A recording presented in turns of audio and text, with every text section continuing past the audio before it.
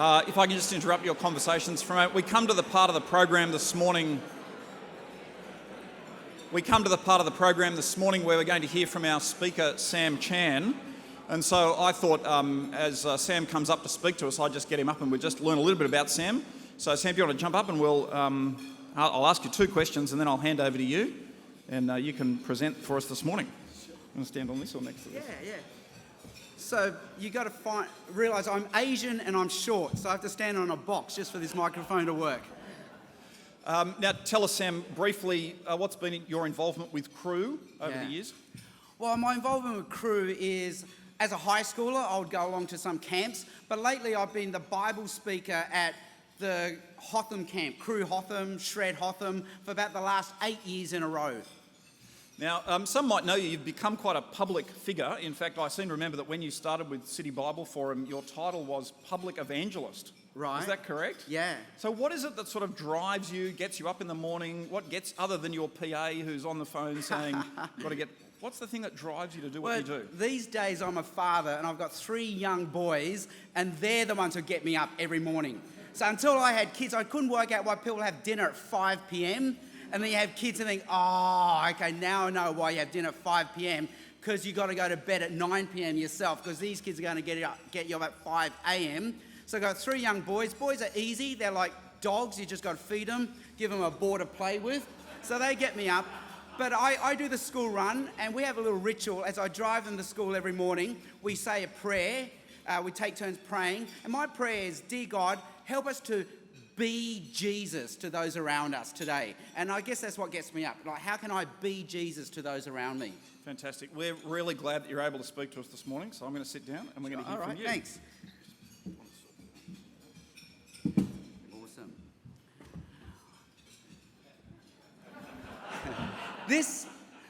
I love going to Hong Kong because I'm surrounded by Asians, and for the first time in my life, I get to look down and see the top of heads.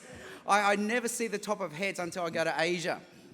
Well, for Australia Day long weekend this year, my wife and I, we went to a pub in Balmain, and there was a group playing Aussie anthems for the Australia Day weekend, and it was Friday night, and it was packed. And it was one of those old school pubs where it's just a rectangle where the walls are black, the floors are black, and the ceilings are black because it's easier to hose down the mess afterwards.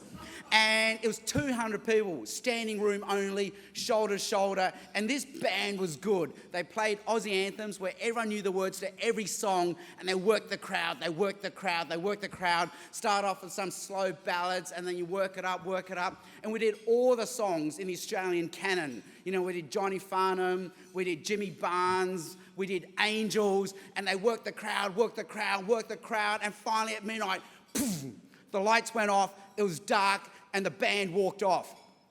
And then in the silence, people started chanting, one more song, one more song, one more song. And the band comes on, and the crowd roars in delight. The lights come on. Now, they're going to play one more song, and this one more song will function as the de facto, unofficial Australian national anthem. What song would you play? Can you guess what song they played? It wasn't K-San. We'd already done K-San. We'd already done Down Under. They played Highway to Hell. That's what they played. And when they played that power chord, dong, and the crowd recognised it, they screamed in delight. And when they hit the chorus, I saw 200 bodies jumping and throbbing and singing, we're on a highway to hell.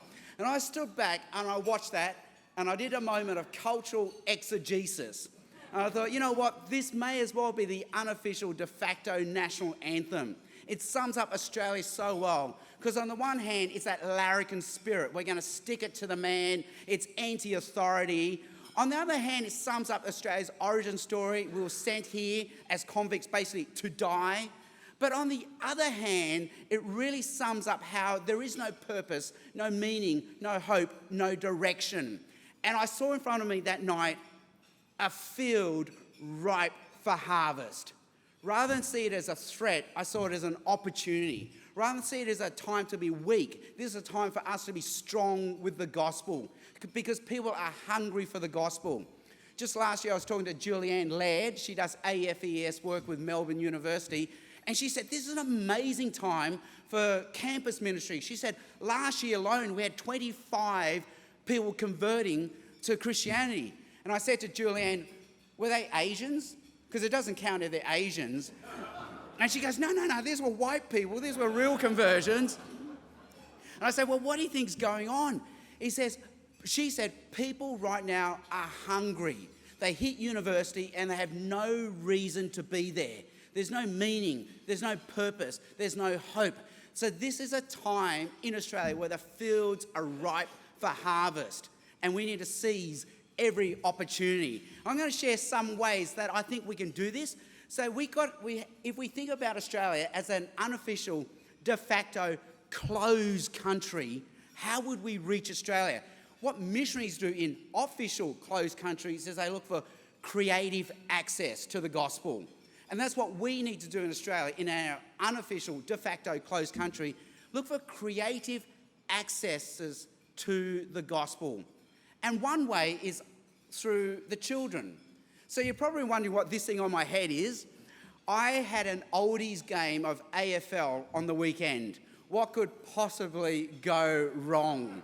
So, being a rugby player, I never worked out why AFL players just always paddle the ball on the ground. It just drives me nuts how they just keep paddling. I think just fall on it like we would do in rugby. Now I know why you don't just fall on the ball like we do in rugby. So I went to fall on the ball and I collected someone's knee on the way down. It's a 4-centimetre gash. Took like 15 or 20 stitches. But you're wondering, why is a rugby player playing AFL on the weekend? They get you through your children. You send your kids to the local primary school and the AFL come and they run an after-school program for your kids. And then they funnel them into the local AFL club and then they sign them up. They give them free tickets to the AFL games. They give them backpacks and caps and water bottles in their team colours. And before you know, you've been sucked in and you become an AFL follower. They get you through your children. We sponsor kids in Indonesia through Compassion, and you wonder, how do you reach out to Indonesia, which is 99.9999% repeater Muslim? You do it through the children. You sponsor children out of poverty where they're attached to the local church, and that way the parents now have access to the gospel. We do it through the children. I remember when I went to Campbelltown Baptist Church as a little kid, I'd go to Sunday school and maybe half the Sunday school there, my class, half of them were not Christians, but their non-Christian parents had just sent them along that Sunday morning, yes, to learn values, yes, to learn morals, but basically just so the parents could have the Sunday morning off. I also used to go to Boys Brigade run by the local church on a Friday night, and half the group again were non-Christians, sent there by non-Christian parents. And what would happen then is when Billy Graham comes in the 1970s, the church would say, hey, you know, your kids have been coming along to our Sunday school, they've been coming along to our Friday night Boys Brigade, how about you come along to the Billy Graham Crusade and jump on our church bus? And so they would come.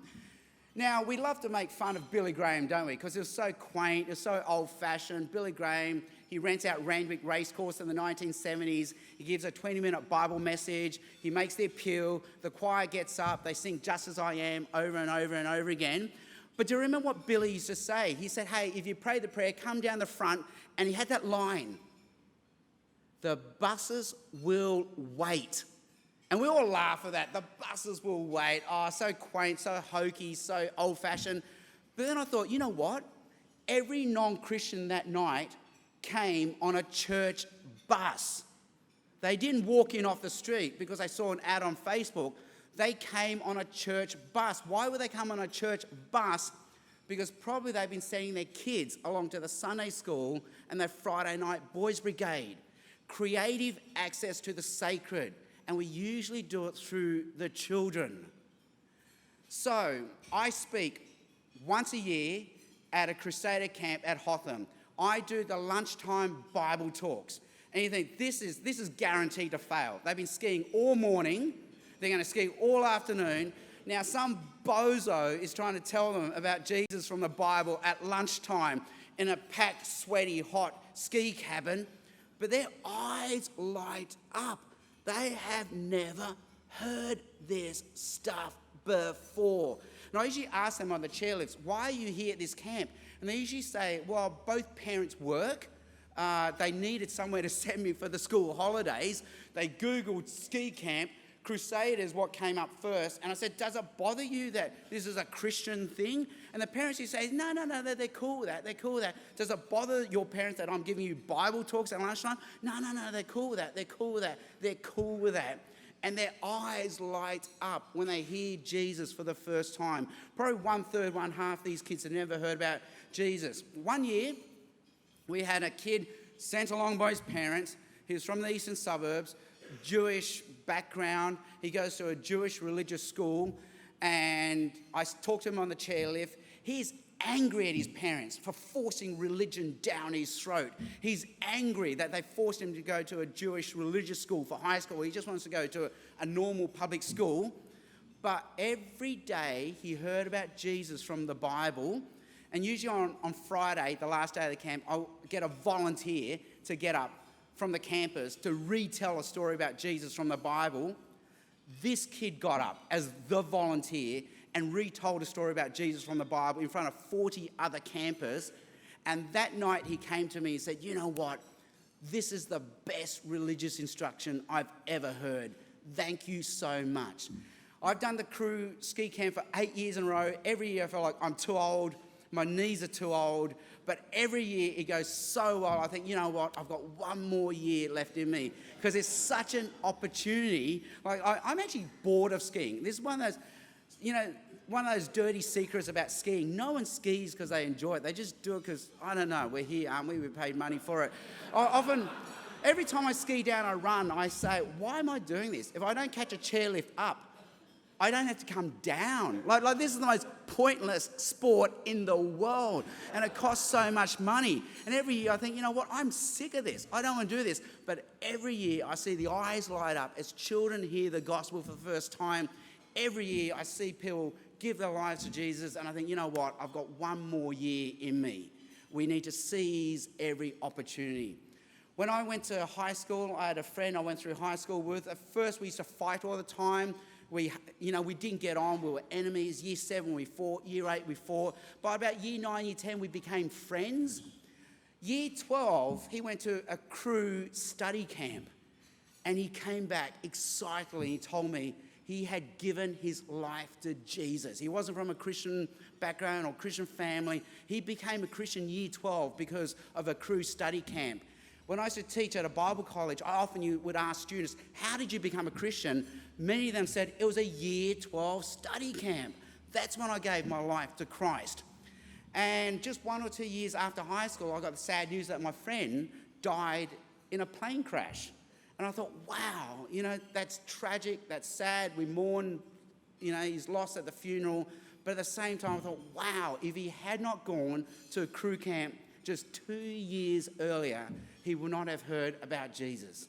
So every year I sign up for the crew camp because I always feel like every year I've got one more year left in me to ski. But also I feel like, you know what? We're a de facto closed country. We need to look for creative access to the gospel.